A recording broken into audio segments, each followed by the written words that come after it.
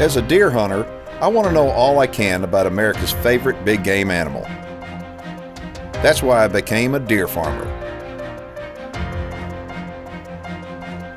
Without deer farms, we lose our greatest resource for research and whitetail management. With them, we gain more knowledge than ever before.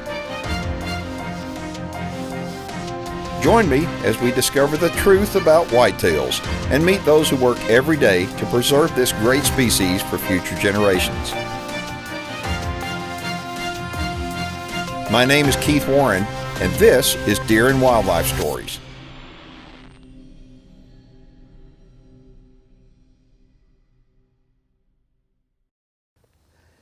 Every year, it's a 6-week-long road trip as we travel around the country filming some of the biggest deer on the planet. And we always wind up back here in my home state of Texas.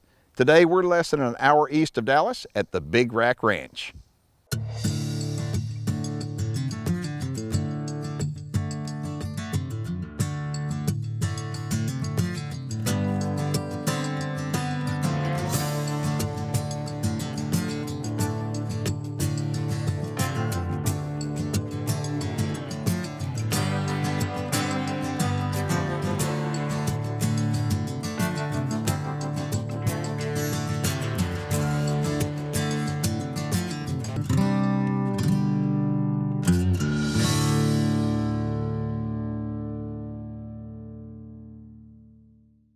Like most deer farmers, John True started out deer farming as a hobby.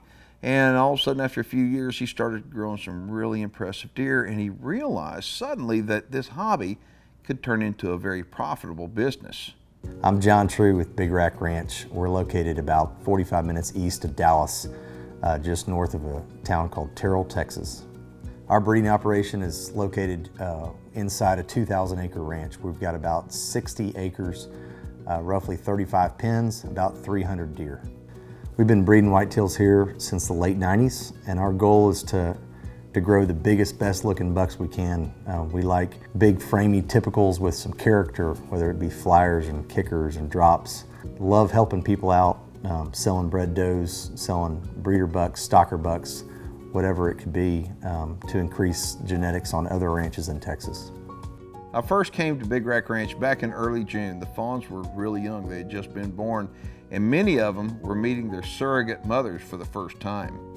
One thing that makes us unique from a breeding operation standpoint is we're raising some fawns we're using goats as surrogate mothers instead of just bottle raising the fawns.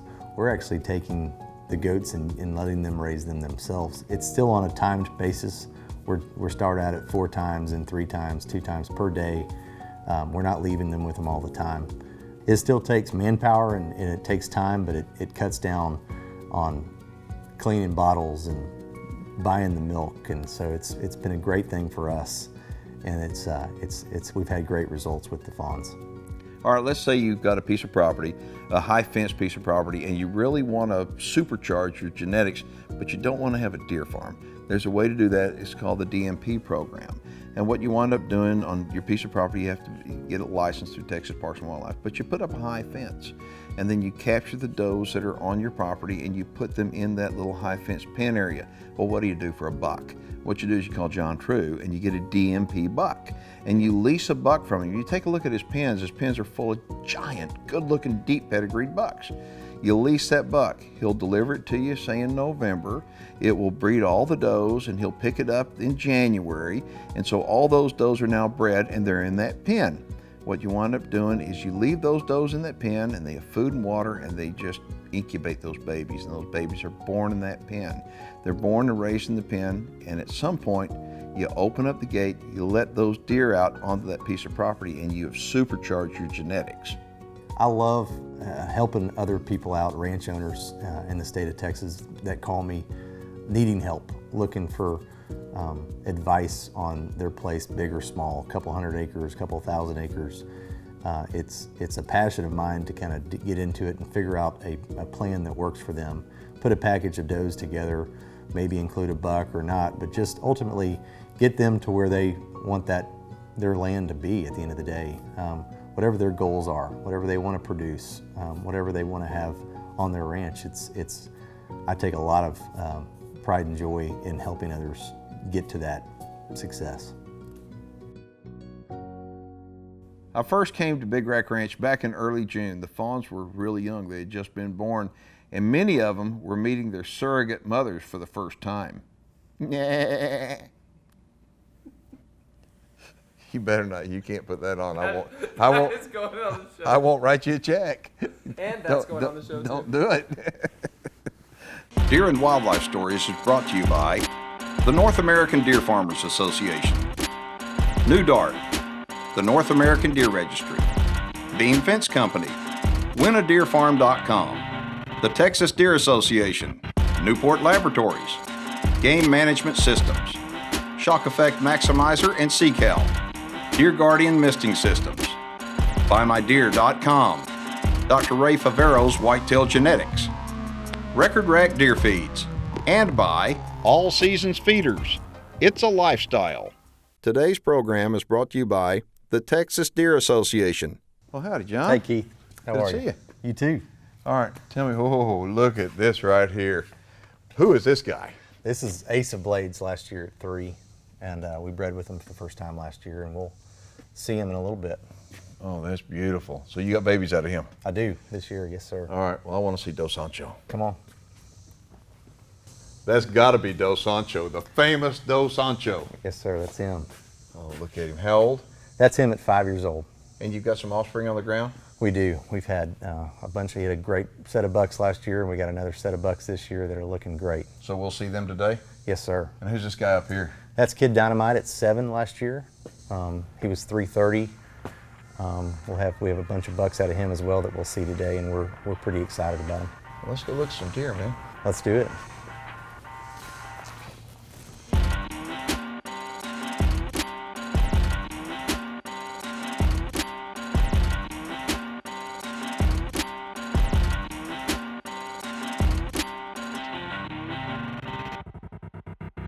All right, well, it's clear most of them are yearlings. I mean, it looks Right.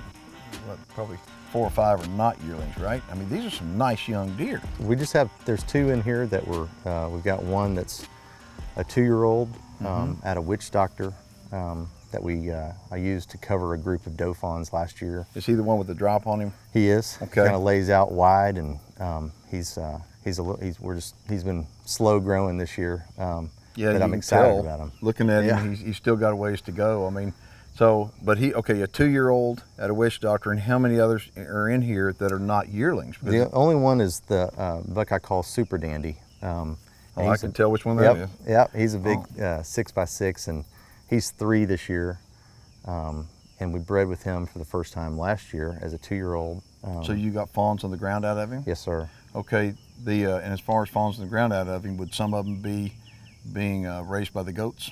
We got a couple in there. Okay, for all sure. right, but then I'm looking at him going, that's a typical look that y'all are so well known for. I mean, he's clean, typical. Look how long his tines are. He's just a beautiful deer. Right.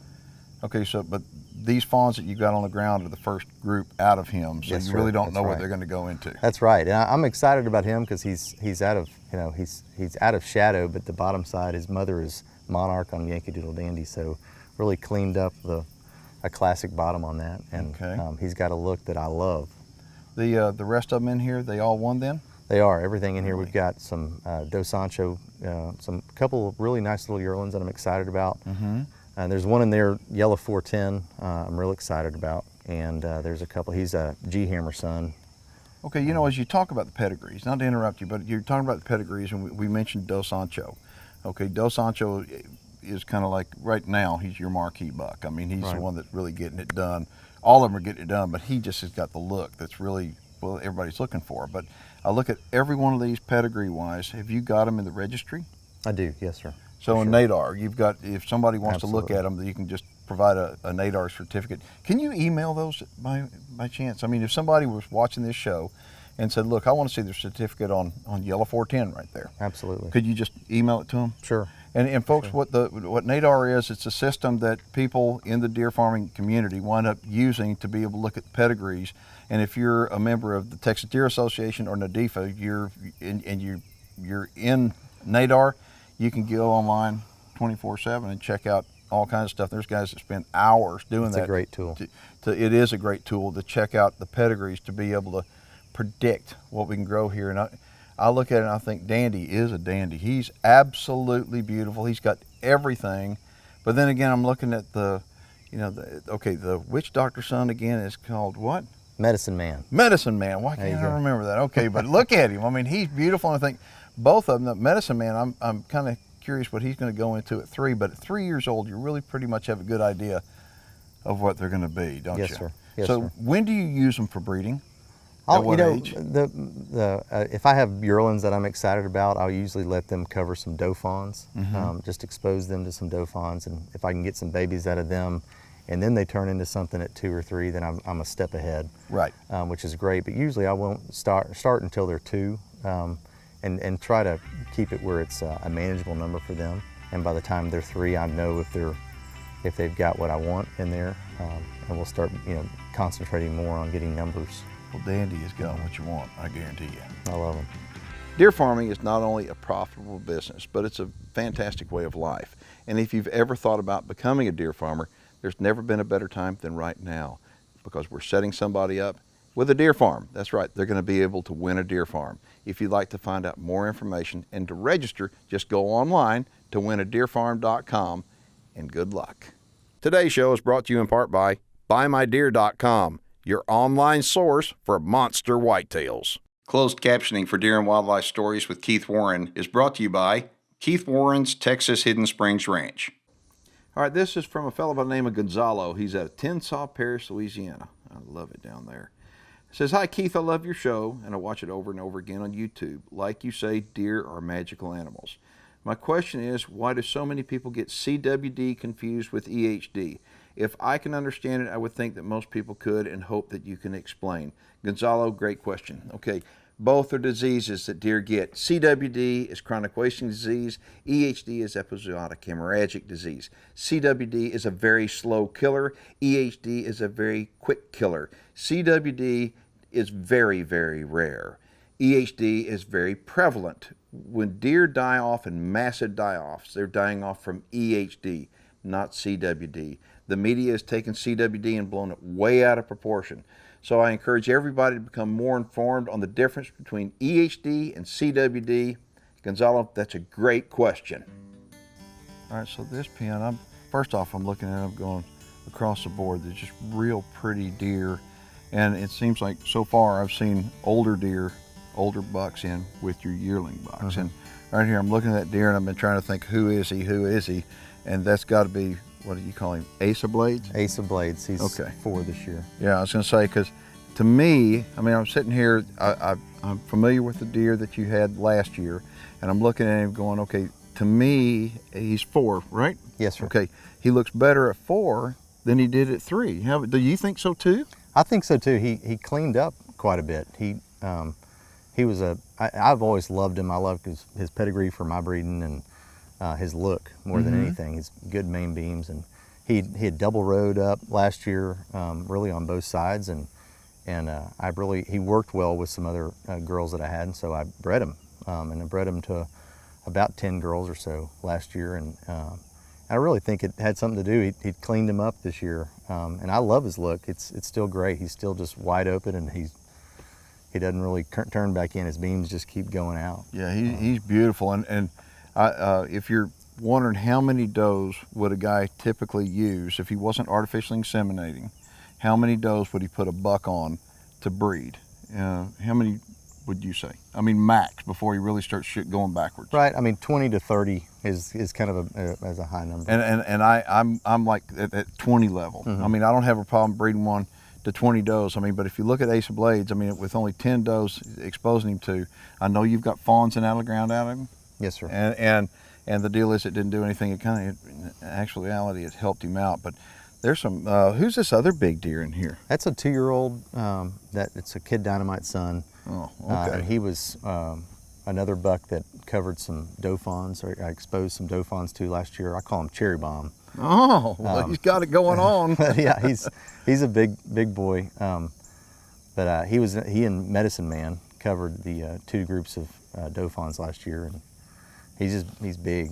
Okay, so you did use 2 yearlings in last year. Yes, sir. To expose those two, and but that's one thing, folks, that deer breeders that have confidence in their genetics, like John has confidence in his genetics, can take a couple of yearlings and expose it to some deer to see what they get. Because what happens if at 3 years old, if cherry bomb blows up really big, or any other yearling that would blow up really big, then you've already got deer on the ground to back him up and show, see, he's a producer. But he is a beautiful deer. He's got a lot on his head. Now, but these other yearlings in here, they're just beautiful. There's some good ones in here for sure. So who is this guy, 414, yellow 414? Who is he? He's a Triple Crown son, yearling. That's a yearling? Yes, sir. Really?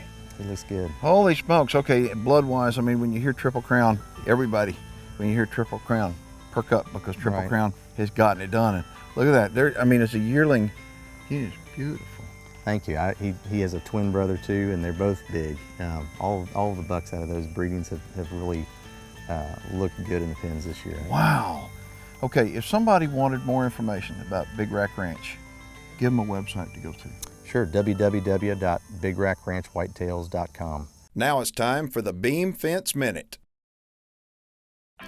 On your property, if you've got some old barbed wire, some old woven wire that's been there for 20 years, that's rusted up in the ground, we've got a wire roller that'll get rid of that wire for you, roll it back up. It'll do it efficiently and quickly and labor saving. We've designed a machine, it's called the Roll Master. What this machine does is it will recover all this old wire, barbed wire, smooth wire, and also a little roll-up page wire as well. It's a hydraulic machine that operates off your pallet forks or your front end of your tractor. It's safe, it's easy to use, and it's really efficient. It'll get the job done real quick for you. This product is called the Roll Master. If you're interested in this product or other products that we have, go to our website at beamfence.com.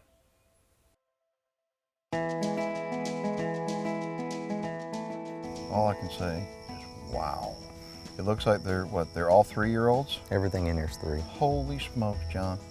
Okay, you know, in looking at the farm, and then looking at these 3-year-olds here and how big they are, the one thing that I noticed is that you really don't have a lot of older deer, older bucks. And I guess the reason why is at 3 years old, you're going to decide whether they're going to stay on the Big Rack Ranch team or you're going to get rid of them. And folks, if you're wondering where they go, if they don't stay right here at Big Rack Ranch, tell them ultimately where these deer go. Right, every buck that, I mean, if it's 3 years old here, it's for sale with me. And it's either going to stock a ranch, and I'll sell like a group of bucks together to stock a ranch to increase their genetics. Right, okay, we're talking about, we stock the ranch to improve the genetic base that they have on that ranch, and people are doing that all over Texas. I mean, the borders are closed in Texas, so we can't move these deer outside of Texas, and we can't bring deer in Texas. But if you're a rancher in Texas, you want to improve your genetics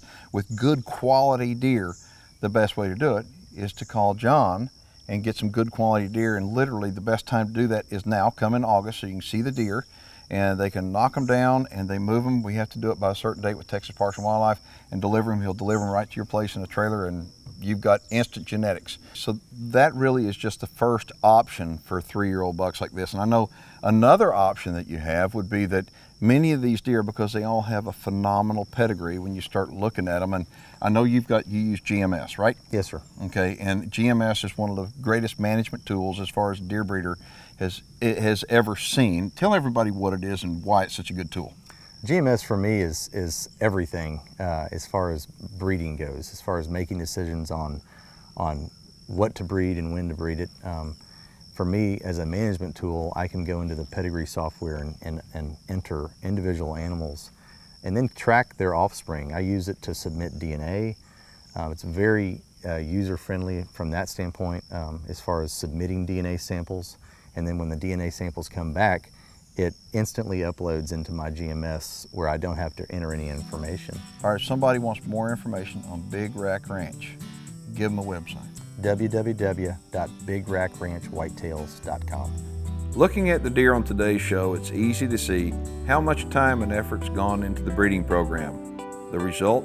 Well, it's basically a new genetic line that is clearly successful. It was also interesting to learn how some of these fawns are being fed by surrogate mothers.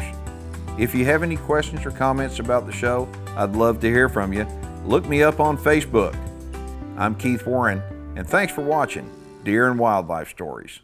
What you're about to see is graphic in nature, so viewer discretion is advised. Last August, many of Texas's deer farmers were forced to kill hundreds of perfectly healthy deer in order to test them for chronic wasting disease. To date, approximately 600 deer have been killed, and the killing isn't over. What's worse is that out of all the deer that were killed, not a single one of them tested positive for chronic wasting disease. I don't know about you, but to me there's just something wrong with the picture when you start killing perfectly healthy deer to test them to make sure they're not sick with chronic wasting disease. Now, CWD has been around for over 50 years, and I'm a believer that CWD, it needs to be managed from science-based management rather than from a political agenda. And I think that we ought to learn from states that have been battling CWD for more than 50 years, and they themselves say that there's nothing they can do to manage it. What they need to do is just monitor it. So again, I think that we ought to base our CWD stuff all on science and not on a political agenda. If you'd like to find out more about chronic wasting disease, let me encourage you to go to the website cwdmyths.com.